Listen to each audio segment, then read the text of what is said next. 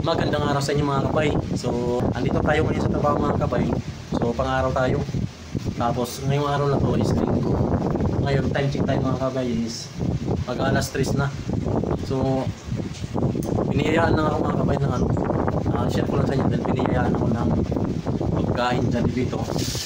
Yan. Tingnan natin kung anong laman niya. So, nabibigay pala dito mga kabay yung homeowner siya sa trabaho ko ngayon. Kada linggo lalabas siya. Parang magsasabong ata siya eh. Yung matandang lalaki.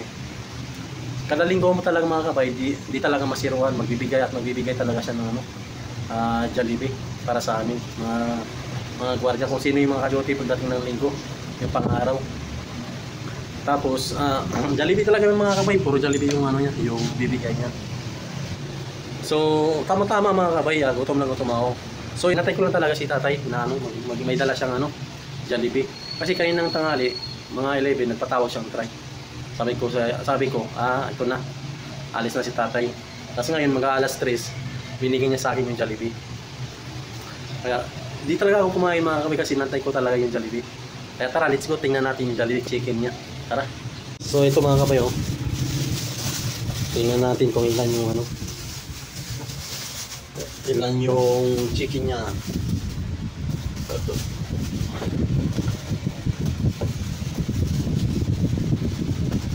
Wow, sana all. So ito na mga kabay, isang sauce, ayan saka isang rice, tapos dalawang chicken.